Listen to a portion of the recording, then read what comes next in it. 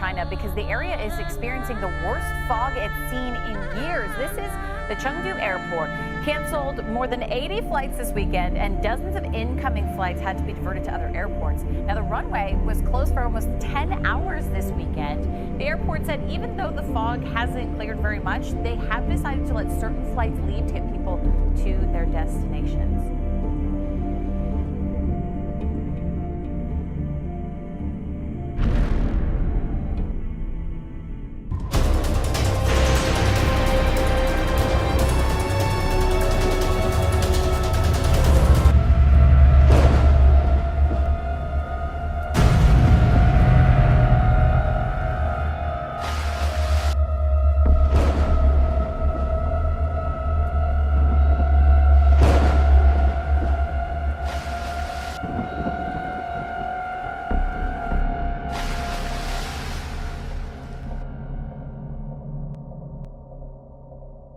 Well, there is a new danger from the volcano erupting on Hawaii's Big Island today. Lava flowing into the ocean is creating a cloud of toxic fumes. Molten rock combines with seawater to form something called lays. Now, they contain hydrochloric acid and tiny particles of glass. Anyone near it can suffer irritation in their lungs and have problems breathing.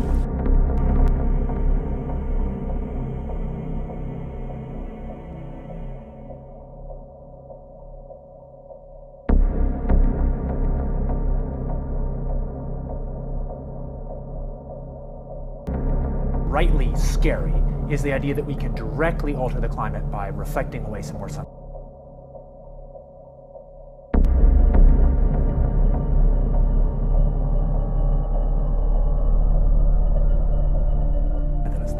So with very tiny amounts of money or effort, we could alter the world's climate by putting these reflective particles, say, in the stratosphere.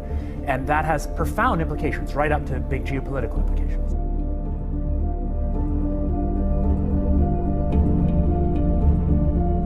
So conceptually, it's simple.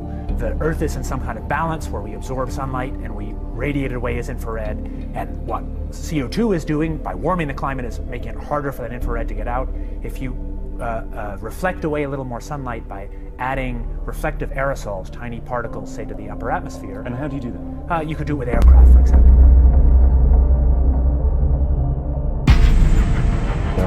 When I was a kid, I used to see these trails in the sky all the time, and so that's cool. A jet just went over, and then you started to see a whole bunch of them. And next thing you know, everybody in your neighborhood was fighting and arguing, and you didn't know why. Okay, and you really didn't know why. I mean, everybody was fighting. So the question being asked is the government spraying toxic chemicals into the skies all over the world to stop global warming? Well, they say the government is dumping chemicals on us to control or manipulate the weather. And these are literally crimes against humanity. In different directions that causes this crisscross. And now we're learning that scientists and researchers are looking at how to change the weather on purpose. That's right.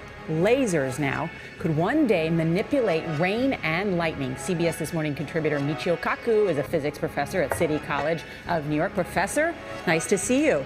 I mean, lasers, really, to change the weather? That's right. Well, as Mark Twain once famously said, everyone complains about the weather, but no one ever does anything about it.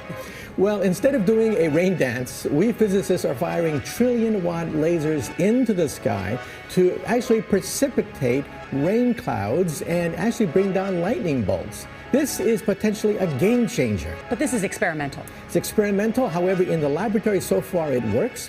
When you have water vapor and you have dust particles or ice crystals, you can precipitate rain. It condenses around the seeds. These seeds can also be created by laser beams. By firing trillion-watt lasers, you rip apart the electrons, creating what are called ions, and these ions act like seeds, like dust particles, bringing down rain and even lightning.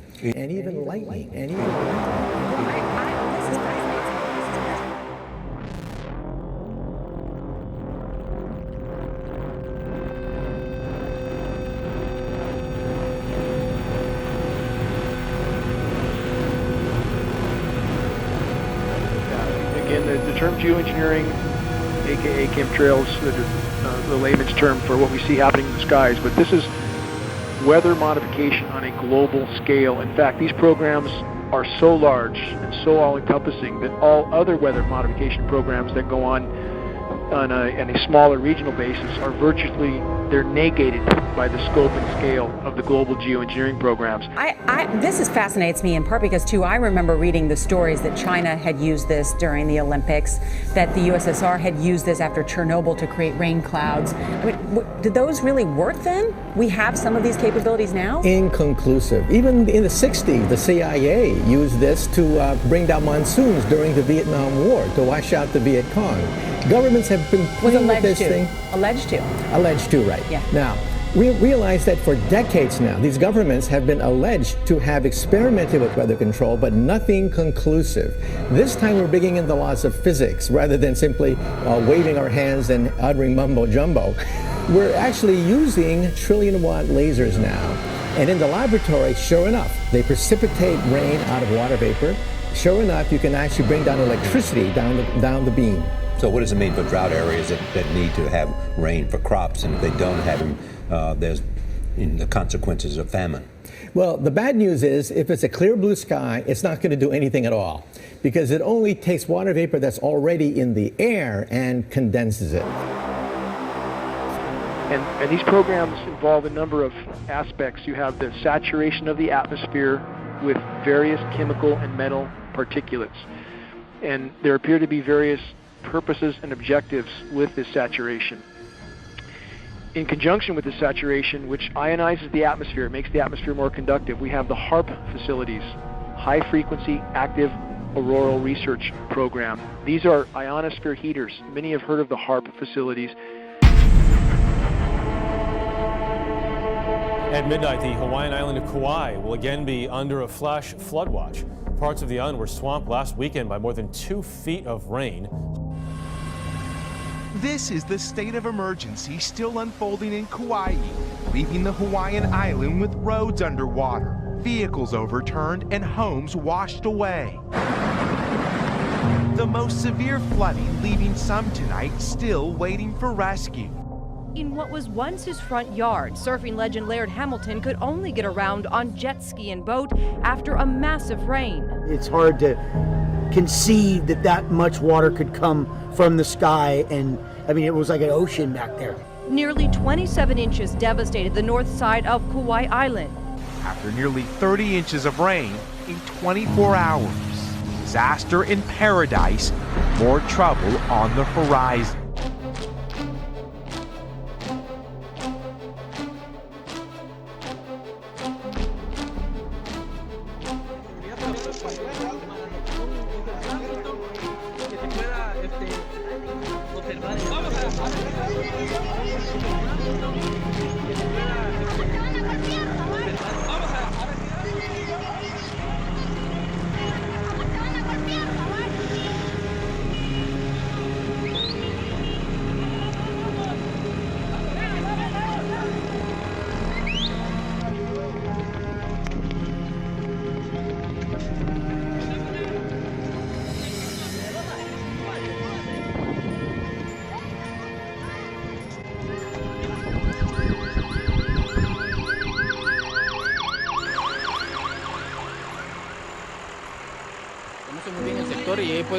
¿Qué le pasó, señora? ¿Qué le pasó?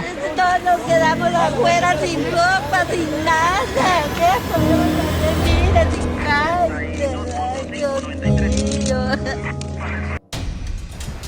Lava from Kilauea volcano has stopped flowing, at least for now, after destroying dozens of homes and displacing nearly 2,000 people. Scientists say it's not unusual for eruptions to stop and start up again later. ¿Cómo está su familia? Son 5, 6, 7, 8, 9. 9 mi familia, me vieron todo constituyendo. Los atrapó allá porque yo le dije que fuigamos para allá, pero bien mi hijo me dijo, Dios, papá me dijo, no va a pasar nada. Cuando yo intenté, ya no me dejó la creciente sacar a mis hijos para allá, todos me vieron para huir. ¿Qué pasa ahí con ellos? ¿Cuántos son ellos? 9 mi familia. 9 son familia.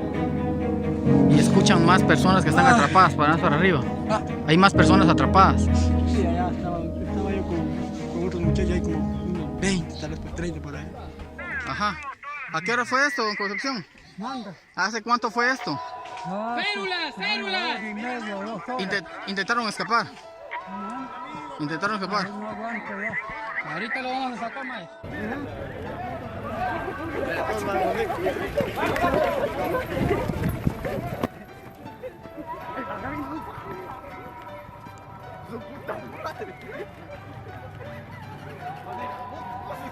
A ver, para acá nadar. Venite, Beteta.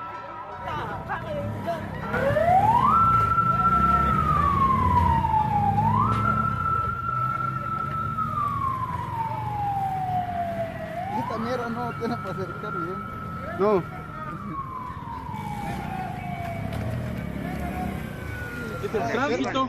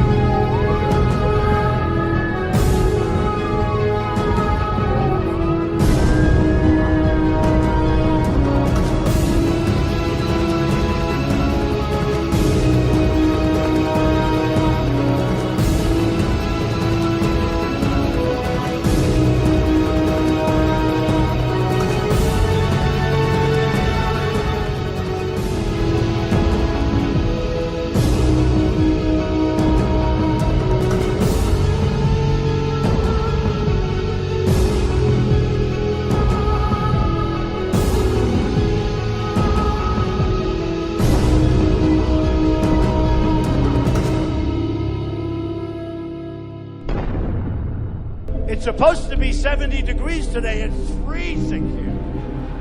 Speaking of global warming, we need some global warming. It's freezing. A crack more than 120 miles long on the east side of the Antarctic Peninsula, finally breaking off, creating a spectacular iceberg weighing more than 1 trillion metric tons. The devastation is vast. Rubble, twisted cars, and debris. And in the scramble to find survivors, rescuers are using their hands to search because there isn't enough heavy equipment. It's unclear how many people are trapped or were pulled out to sea, but the number of dead here is surging.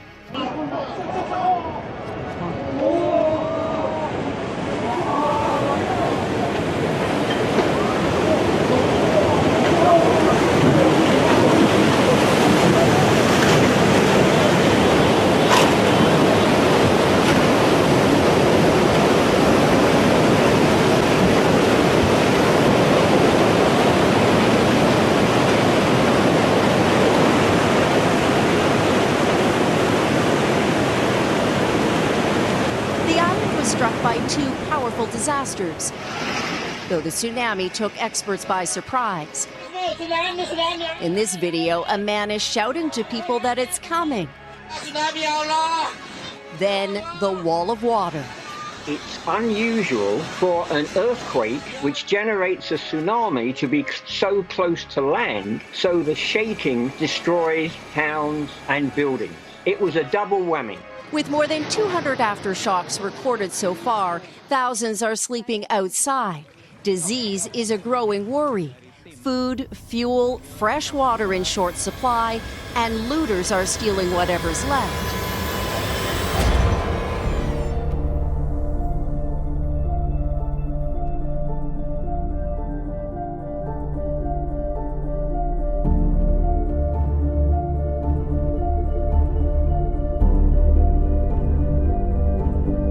Hurricane Sandy slammed into New York City last night, flooding the World Trade Center site.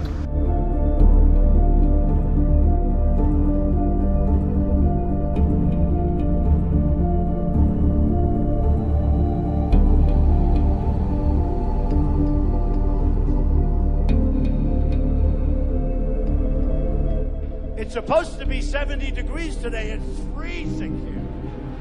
Speaking of global warming, we need some global warming. It's freezing. Speaking of global warming, we need some global warming. It's freezing. It's freezing. It's freezing.